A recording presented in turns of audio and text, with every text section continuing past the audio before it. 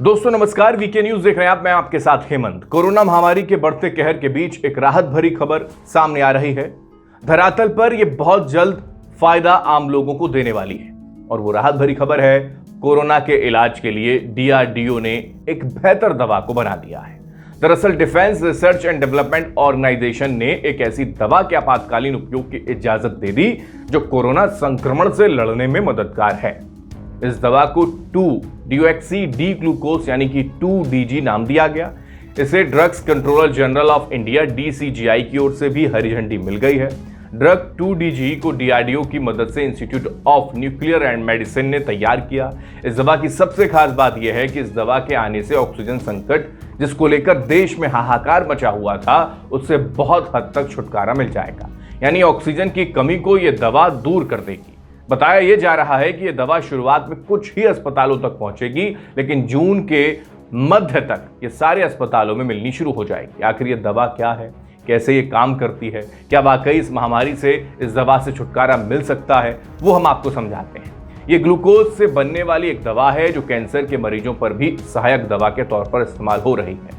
ये मेटाबॉलिज्म पर असर करते हुए ग्लाइकोलाइसिस नाम के रास्ते में रुकावट डालती है। इससे कोशिकाओं में ग्लूकोज का बनना बाधित होता है और बाद में कोरोना वायरस कोशिकाओं के भीतर ग्लूकोज में भी तेजी से बढ़ता है। यानी अगर इस प्रक्रिया को ही कमजोर कर दिया जाए तो फिर वायरस का पनपना भी कम हो जाएगा। स्टडी में बताया गया है कि उन्हीं कोशिकाओं को टारगेट किया जाता है जहां पर वायरस होता है।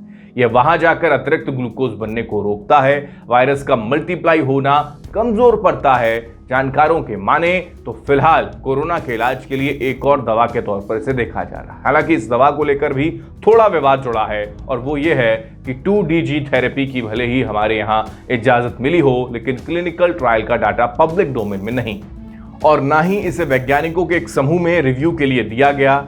अब विशेषज्ञ कुछ बातों पर ऐतराज भी जताते हैं, जैसे कि तीसरे चरण के ट्रायल में केवल 220 मरीजों को इसमें रखा गया था, जो कि इस फेज के लिहाज से काफी छोटा साइज है। बहरहाल इस दवा को बाजार में आने में वक्त लगेगा, लेकिन इसके इमरजेंसी यूज को मिलने वाली मंजूरी कुछ हद तक कोरोना से राहत जरूर देती है।